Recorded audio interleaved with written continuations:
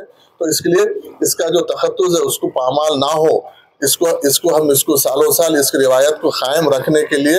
हुकूमत की जानिब से, मुकामी जमात की जानिब से, मुकामी अवामी नुमाइंदों की जानिब से भरपूर उसके लिए कोशिश की जा रही है। इंशाल्लाह हम इसको आगे भी इसको करते रहेंगे। उसके साथ साथ दो तीन चीज़ें अहम हैं, क्योंकि ईद उल अज़हा का, ईद उल फितर तो लोग नमाज पढ़ते हैं चले जाते हैं, लेकिन ईद उल अज़हा में दो चार चीज़ें बहुत अहम चीज़ें हैं। मैं ख़ास तौर पर इसमें महकमे पुलिस का इसमें बहुत अहम रोल होता है। महकमे पुलिस को अगर दो हिस्सों में बांटते हैं तो एक लॉ एंड ऑर्डर, क्योंकि ये कुर्बानी का ईद है ये, क्योंकि आप अक्सर देख रहे हैं कि चंद सालों से शरपसंद अनासिर, जैसा बकरे ईद उल अज़हा आ जाता है तो वो अपने एक्टिविटीज़ में स्टार्ट हो जाते हैं, गैर गलत प्रोपेगेंडा करना, नए नए वीडियोस निकाल के इस तरीके से। तो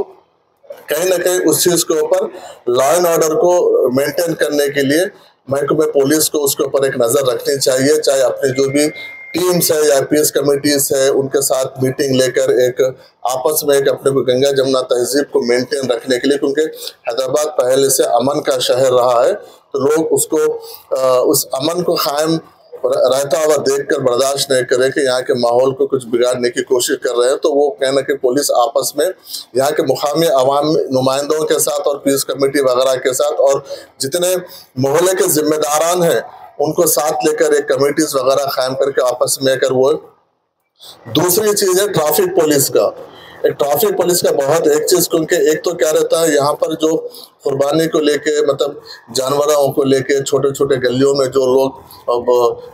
बांधते करते हैं, तो इसलिए जो ईदगाह के रास्तों में जो गाड़ियाँ ठहरे हुए किसी रेजिडेंशियल्स उनके हैं, वो गाड़ियों को हटा के आप अगर क्लियर डायरेक्शंस, अगर सिंबल डायरेक्शंस लगा दिए एरो मार्क के साथ और उसको अगर हम पब्लिसिटी कर दिए, और ख़ास तौर पर मैं ट्रैफिक इंस्पेक्टर साहब से रिक्वेस्ट करता हूँ कि क्योंकि आज अपने पास सोशल मीडिया और लोकल चैनल्स का इम्पैक्ट बहुत ज़्यादा है, एक दिन पहले अगर आप उनका अपने लेवल पे एक प्रेस कॉन्फ्रेंस करके पार्किंग स्पॉट्स और रूट्स कौन से हैं, जितना हो सकता है अगर अपने को कॉरिडोर्स, अगर पैसेज अगर क्लियर होने के लिए ज़्यादा से ज़्यादा अगर अपन रोड्स उनको इन आउट अगर कर देते हैं, तो वो अगर अपने लेवल पे अगर आप लोकल चैनल्स को और सोशल मीडिया के जरिए अगर लोगों तक पहुंचाते हो तो इमीडिएट लोगों तक पहुंचेगा और लोगों को आसानी होगी। और उस दिन सुबह में, क्योंकि ये ईद में लोग अर्ली नमाज पढ़ते हैं, अगर 6 बजे से फजर के बाद से अगर आप अनाउंसिंग करने के जो व्हीकल्स होते हैं वो अगर आप, और वो है, और आपको क्रेन्स के व्हीकल्स अगर आप अगर मूव करते रहेंगे अनाउंस करते हुए, तो लोग पार्क नहीं करेंगे। वो एक और ज़्यादा से ज़्यादा इंतज़ाम जो हमारे मुकामी कायदीन से भी मेरी गुजारिश है कि अक्सर लोग क्या करते हैं कि बकरीद में जल्दी से बाहर से बाहर पीछे, ईद उल फितर में सामने नमाज पढ़ने की कोशिश करते हैं, ईद उल अज़हा में पीछे नमाज पढ़ने की कोशिश करते हैं ताकि जल्दी निकल जाए, पीछे कोई ना कोई खसाब को ले लेके अपन जल्दी घर चले जाए। ये कोशिश है, तो प्रैक्टिकल है ये। तो इसमें हम कोशिश ये करें कि लोगों को रास्तों में नमाज ना पढ़े। हम मुसल्ला बिछा के रास्तों में नमाज पढ़ते तो वहाँ पे क्या आने जाने वालों को तकलीफ होती, फिर वहाँ से लोग पीछे से ट्रैफिक जाम होना शुरू हो जाती। ये थोड़ा सा हम वॉलंटियर्स को लगा के अगर ये हम मॉनिटर करेंगे तो ठीक रहेगा। तीसरी चीज़, जो म्युनिसिपल का जो अहम रोल रहेगा इसमें, थोड़ा सा म्युनिसिपल वाले स्वरेज बोर्ड वालों से अगर कोऑर्डिनेशन करते हैं,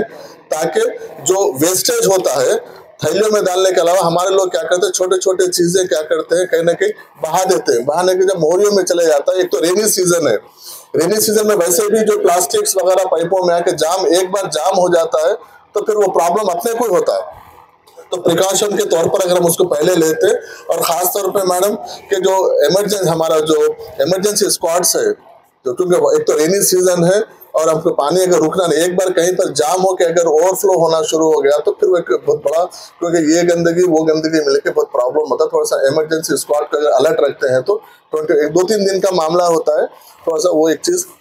रहेगा। बाकी के सभी डिपार्टमेंट्स ताउन कर रहे हैं मुकामी कायदीन की निगरानी में, मुकामी अवाम में नुमाइंदे, क्योंकि वो पर्सनल इंटरेस्ट लेके यहाँ पर काम कर रहे हैं, उनकी नुमाइंदगी सभी लोग कर रहे हैं। और वक्फ बोर्ड का भी हमारा अमला पुराने हमारे जो लोग हैं, हमारे एक्सपीरियंस टीम है यहाँ पर, ख़ास तौर पर हमारे एग्जीक्यूटिव मुनव्वर साहब है और हमारे सुपरिटेंडेंट, वो हमारी टास्क फोर्स की टीम है, यहाँ के लोकल के इंस्पेक्टर्स है, ये लोग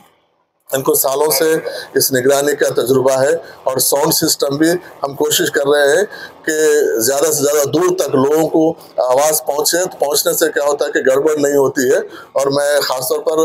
मुकामी रुकन असम्बली साहब से और कॉर्पोरेटर साहब से कि आपको हमसे जो भी ताउन, क्योंकि हमारी हुकूमत रेवंत रेड्डी साहब वज़ीर आला क्लियर इंस्ट्रक्शन है, जो चीज़ भी रिलीजियस एक्टिविटीज़ के लिए, ईदैन के लिए, चाहे रमज़ान के लिए हो, बकरीद के लिए हो, मुहर्रम के लिए हो, किसी भी चीज़ के लिए जो भी रिक्वायरमेंट है उसको टॉप प्रायोरिटी देके हमको करने की हिदायत है। उनकी हिदायत पे हम अभी कल ही का देखिए, रेवंत रेड्डी साहब की स्पेशल दिलचस्पी से, फाइनेंस मिनिस्टर साहब की स्पेशल दिलचस्पी से 3 माह के मार्च, अप्रैल और मई के आयमा मौजन के जो महाना एजाजिया होता है 24 करोड़ 4 लाख रुपए कलम एक ही साथ 3 महीने के हम कल ईद उल अजहा से पहले उनके अकाउंटों में हम चले गए। इसलिए वक्फ बोर्ड, तेलंगाना वक्फ बोर्ड की जानिब से हर मुमकिन कोशिश कर रहे हैं कि इस तरीके के कोई भी चीज़ हो और आगे भी इससे बेहतर करने की हम कोशिश करेंगे। और अवामी नुमाइंदों से मेरी गुजारिश है कि आपके पास किसी भी किस्म की अगर आपको कोई भी रिक्वायरमेंट हो, हम हमारे लेवल पे हर मुमकिन कोशिश करके हमारी तरफ से वक्फ बोर्ड की जानिब से। और मैं फाइनली जो यहाँ पे कॉन्ट्रैक्टर है उनको मैं ये हिदायत देता हूँ कि हमारे ऑफिसर्स यहाँ पर रहेंगे और दूसरे तमाम डिपार्टमेंट के ऑफिसर से भी मैं ये रिक्वेस्ट करता हूँ कि हमारी वक्फ बोर्ड की टीम 24/7 यहाँ पर अवेलेबल है। आपको किसी भी किस्म का हमसे कोई रिक्वायरमेंट है या आपको कहीं पर कोई कोऑर्डिनेशन का प्रॉब्लम हो रहा तो हमारी टीम से आप कांटेक्ट कर सकते हैं, उसको इमीडिएट हम सॉर्ट आउट, क्योंकि कोऑर्डिनेशन इंपॉर्टेंट, सबसे ज़्यादा इंपॉर्टेंट, काम से ज़्यादा इंपॉर्टेंट कोऑर्डिनेशन